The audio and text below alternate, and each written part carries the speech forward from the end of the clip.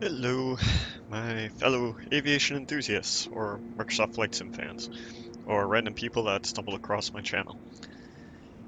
I had not intended on doing another Ercoupe video, certainly not one so soon after my last one, but I really want to like this airplane. As I mentioned in my last video, this is one of the few actual airplanes I'd considered buying. So I really want to like it.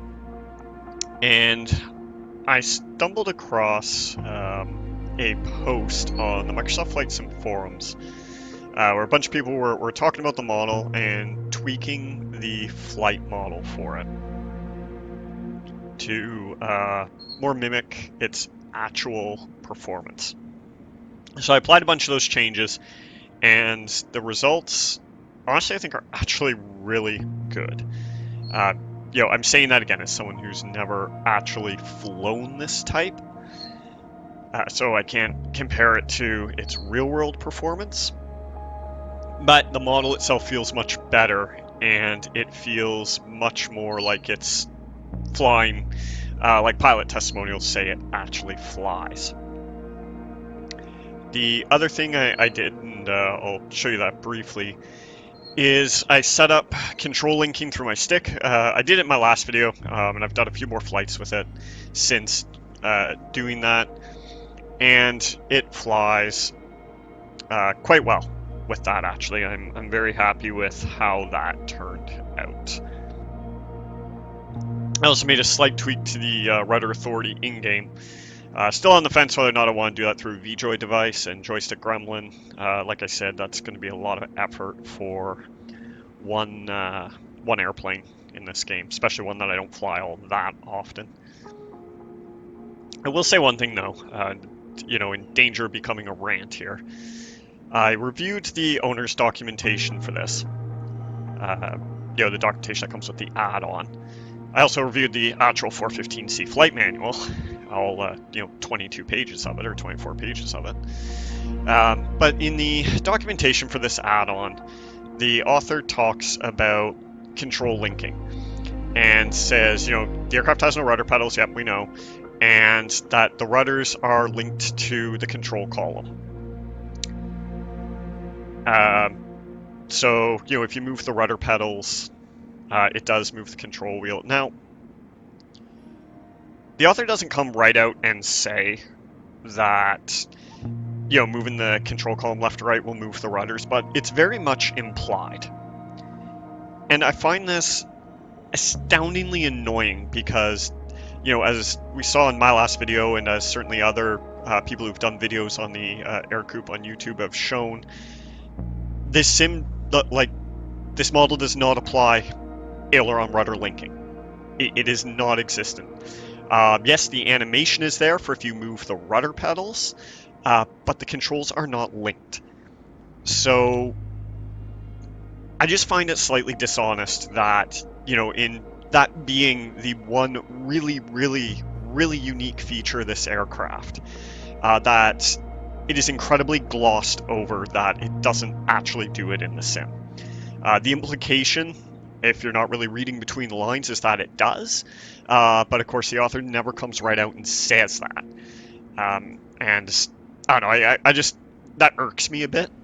Especially when, they could have modeled, I think it was the 415D actually had rudder pedals and was controlled as, your normal yaw pitch roll aircraft. So it's like, if the sim itself is not capable of modeling that, or you can't do it with the add-on, so do the 415D. Anyway, rant over. I'll show you kind of how I set up my controls here. I'm gonna have to go back. This is the part where I fumble through everything. So again, I did this in the last video. So I have my Ercoupe profile here. And if we just look, we're just going to look at a sign here. Yes, no, there we go. So, primary control surfaces. I assign my rudder axes to my joystick L axis. For some reason, this is reading my left-right movement that axis L on my vertical stick. Anyway, it's also the aileron axis. Axis X, axis X. So my X axis does both. So you can see when I move my stick left and right, I'm getting both rudder and aileron movement. And then, of course, elevators on my y-axis. All these axes are reversed. That's just the way my stick's mapped. Don't read too much into that. The other thing I did is the vertical stick has a little lever on the front of it. Usually it's a brake lever in real aircraft. So I mapped it to both my left and right brakes in here. So now when I brake using just that one single lever, I now get full braking on both axes. So if any of you watched my last video, you know one thing that annoyed me was that there's still a differential braking. And while it still quote-unquote technically has differential braking, this way here you're not getting differential braking. If you do map like this, one axis to both the right and left brake axes, the sim's going to yell at you and be like, this is not recommended. I'm like, I know it's not recommended, but that's the way the airplane's mapped, so I did it anyway. So that was it for the control maps here. The only other thing I did, and let's actually hop into the airplane.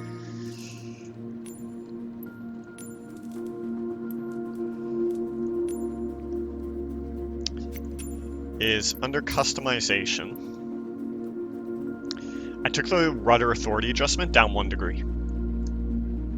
It may have just been kind of a placebo effect, but I feel like it made a bit of a difference. And again, this is just to avoid having to do a whole bunch of custom curves and everything, and technically 2 devices mapped and mixed to one thing, all in Joystick Gremlin and VJoy. Not that that's not doable, and that would be the much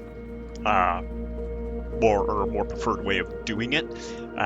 I'm just not sure I want to go through that effort for one aircraft. And the other beauty is this way, of course, I can just pick that profile in Microsoft Flight Sim whenever I'm doing it, and I don't have to worry about starting VJoy and Joystick Gremlin and all that. Take that back down. Yeah, fuel 50% is fine. Okay.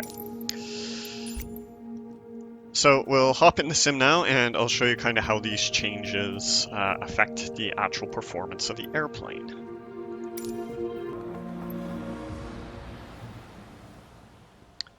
All right, nice day for flying. Oh, there we go. Okay, we'll just make this nice, short, and sweet for startup. I did finally find the tablet. It's up here, this little tiny pixel you have to click to bring everything up. I won't go through all those options and everything. There's other YouTubers who are much better at that than I am. So one thing I will state here is everything I'm doing for my controlling this aircraft now is done purely with my throttle and my stick. If we look back now, we can actually see when I move my stick left to right, our rudders are moving. I am not doing, this is just with yaw, I'm not touching my rudder pedals. In fact, I've actually got my feet crossed on the chair in front of me, or under me. I'm sitting on them, so my feet are not on my rudder pedals at all. And my stick has no twist axis. This is a Verpal Warbird with a CM2 grip, so it does not twist. So this is all just done with the control stick, 2 axes, just like the real Ercoupe.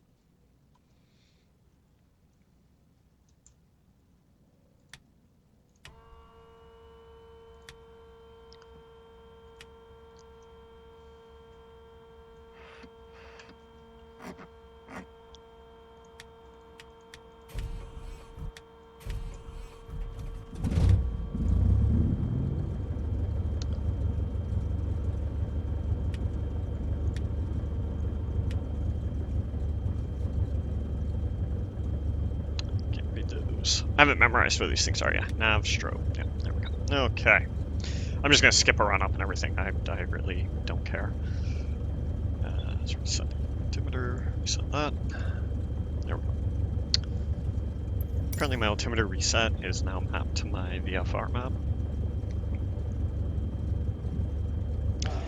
The one thing I did notice that is slightly annoying too is the brake pedal on here is only in-out, that's it. Like, it's binary. You don't get any kind of degree of mapping. I mean, nitpick, but still. What's our winds doing? I probably should have looked at the actual wind. Oh, it's coming from the south. That's interesting. Doesn't happen very often here.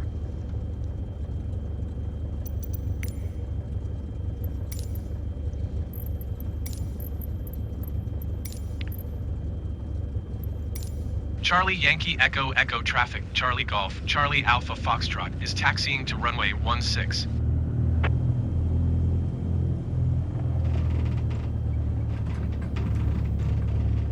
So again here, I'm just turning it left and right with the stick.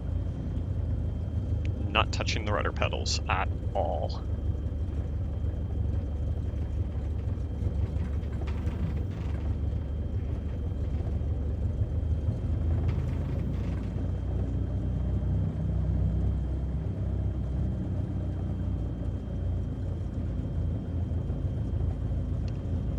And we'll use all the runway. Always use all the runway, even on a long runway. If you have an engine failure, it gives you somewhere to go.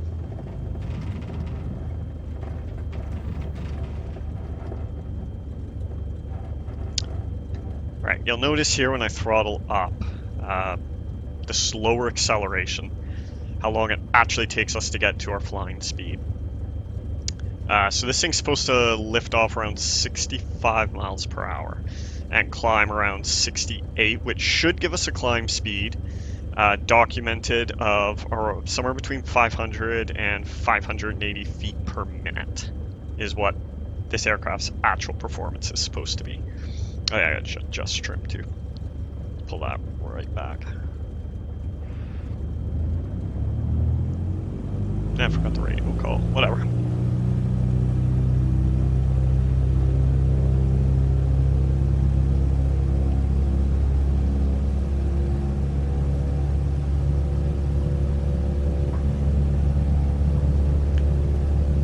Keep her on the ground until we get to our flying speed. And again, it doesn't lift off. I'm hands off and this thing is not picking up off the ground, which is great.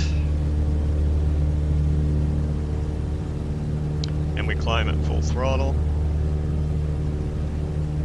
Retrim for climb. And we can actually slow that down a little bit.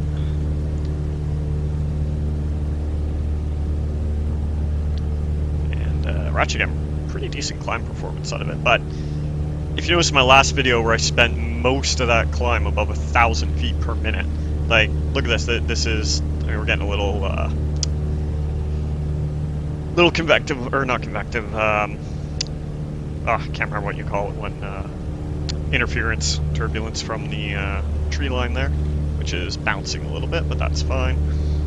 But this is a much more realistic climb rate for this aircraft. Yeah, that should have been on. Oh well. Only thing I've found is the annoying tendency for this plane to yaw or to roll to the left. Expected at full throttle, but it does it all the time. But again, like, you know, we're climbing 2275, which is the max RPM for the C-75 engine, hovering around 500 feet per minute. That is accurate. That is how an Ercoupe flies. Nice, slow, leisurely climb. So if you want to climb up to, you know, 6,000–7,000 feet, it's going to take you a while. I did notice too the compass swing card is blank. Minor detail, but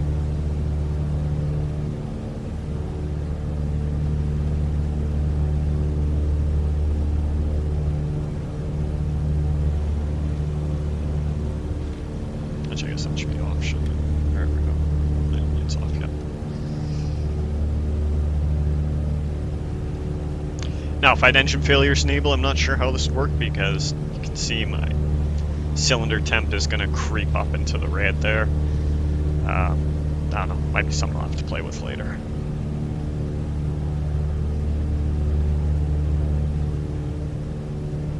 Alright, so we'll climb up about, I don't know, 2,000 AGL.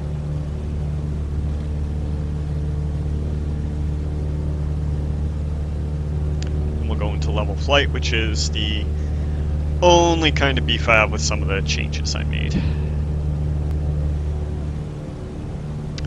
Alright, so we're going to go pitch for level, and we're going to pull our throttle back to about 2,000 RPM, just on the slight on the plus side of it. And our cruise speed is going to drop. And it's unfortunately going to drop a lot more than it should. So an Ercoupe with the C75 engine should cruise around 85 miles per hour. So it should be somewhere around 80 knots. And as you can see, I can, at 2,000 RPM, or 2050 RPM, I cannot really squeeze any more than about 75, 76 knots out of this in level cruise. So that's the one disadvantage to these changes, is the cruise speed is now much slower than it should be. Having said that, in the actual documentation for the real airplane, it says your cruise power settings can literally be right up to your red line. You can cruise with this thing at full throttle, 2275 RPM, if you want. I'm not sure what that would do for your fuel burn, but I'm sure it would give you a much, much better cruise performance. Like if we bump this up to 2100 RPM, we can see what that does. And again, constantly with the rolling left. Might have to see if I can fix that. 2100 RPM. That gives us about 80 knots cruise, so what's that, about 85 miles per hour, which is on the low side for the cruise settings for an Ercoupe. But I mean, you know, not bad. This thing's not designed to be a speed demon, and yeah. Anyway, so the next part was the control linking, and I think it actually works really, really well. Like you see, I'm rolling into this. I get no adverse yaw, which you would expect off full span ailerons. The turn coordinator, that ball stays right in the center. So I think this this control linking actually works really well. I did notice that there is quite a nose drop. Like if I go into a 30-degree bank here without applying any back pressure, the nose is going to swing down quite a bit. That's normal in aircraft. I thought it was a little more pronounced in this one. But I was doing some reading on it, and the actual Ercoupe does do that. So you do need to maintain back pressure in a turn to keep the nose up. But otherwise, I mean, especially with the control linking, this is a really benign airplane to fly.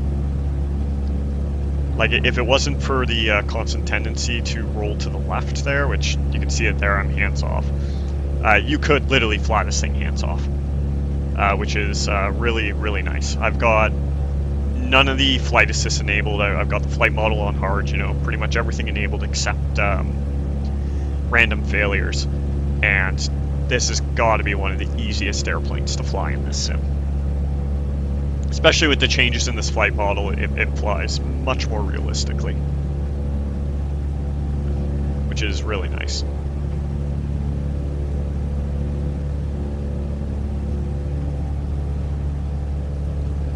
You know, visibility's good, it's easy to see, easy to handle. Nice when you don't want to use rudder pedals. slow. You're not going anywhere fast in an Ercoupe.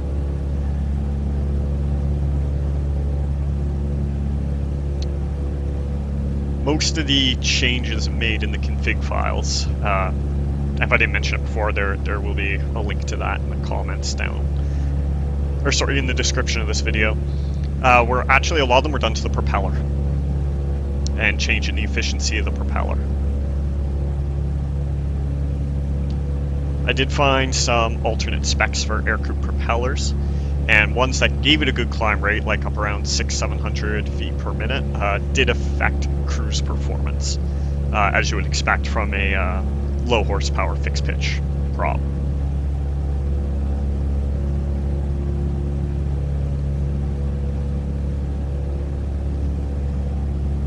So the other thing those changes did is they really changed the... I should watch my altitude here.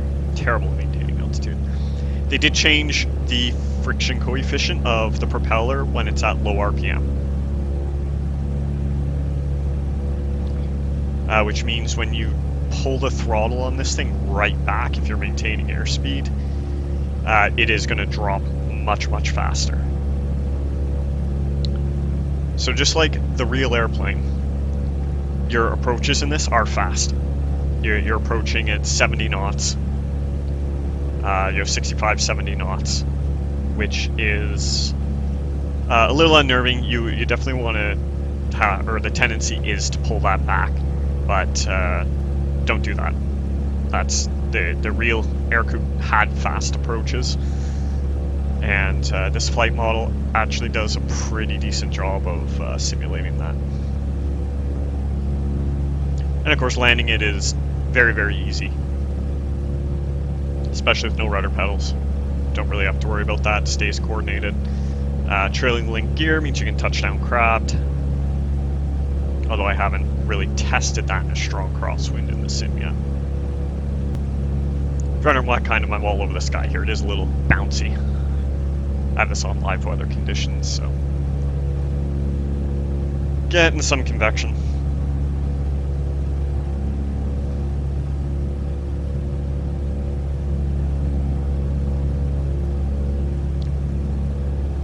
But yeah, with these flight model changes, this thing's a lot more fun to fly. If a little underperforming now, but that's okay.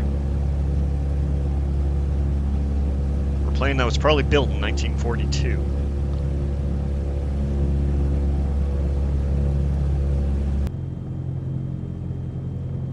So we can see here, I mean, I'm at, 1300 RPM, and we're getting a decent descent right now. If I pulled that right back to 1000, this plane would be dropping very, very quickly.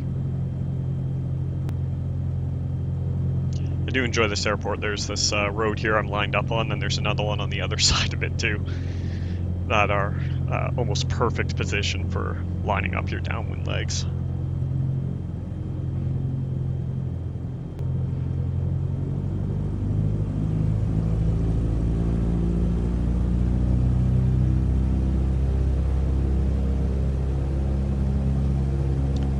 This airplane's easy to trim. I find it a lot easier to get into the kind of that sweet spot than a lot of other planes in this sim, but it does need to be retrimmed quite frequently for even minor subtle changes in the throttle. You're going to be retrimming this plane. Approaches in this are a little weird too, because you really want to hit those threshold markings.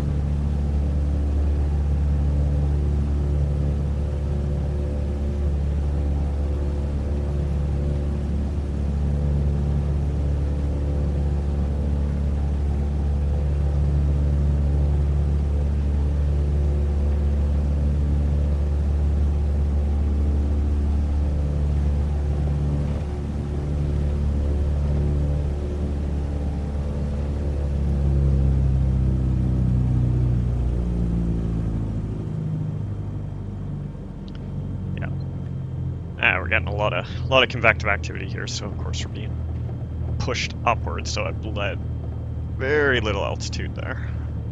That's okay. We'll just do keep the speed up on the approach, keep the speed, 65 knots.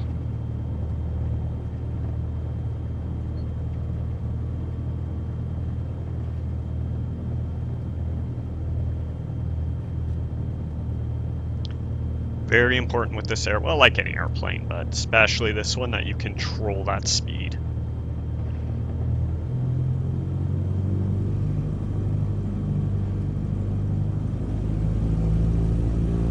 So though I wouldn't say this thing's hard to land, it is very, very hands-on.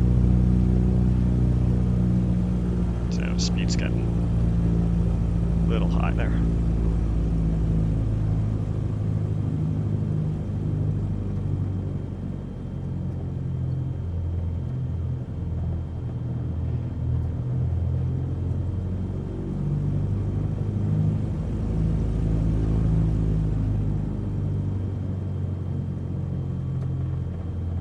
But you can see here, I mean, my descent rate, 500 feet per minute, a lot better than it was in my previous video with, coming in throttle idle and this thing's just floating. Yeah, I'm still a little high.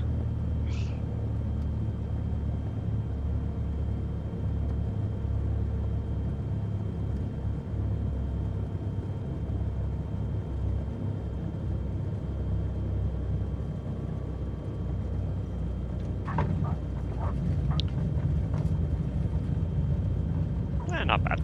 I've done better, but not bad.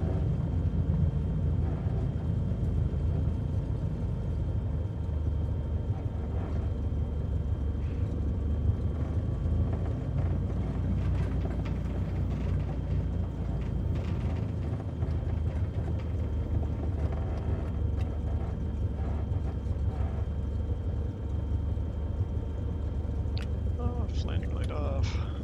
Anyway. So that's changes to the Ercoupe. Like I said, the link to the forum thread will be in the description to this video if you want to make those changes to this model. And with those changes, this is a really nice, benign airplane to fly. Like I said, I can't speak for how accurate they are to the real aircraft, but based on what I've read about how the real Ercoupe flies, they are much, much closer than the jet-assisted engines this thing had stock.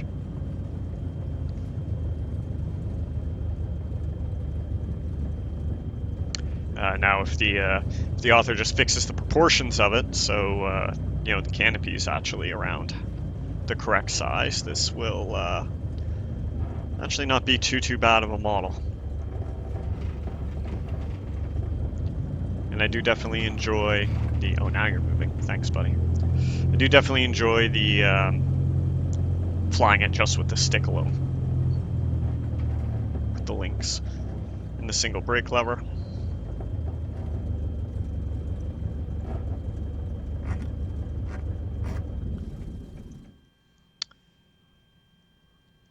And yeah, that's all I got. So thanks for watching. Hope this was useful.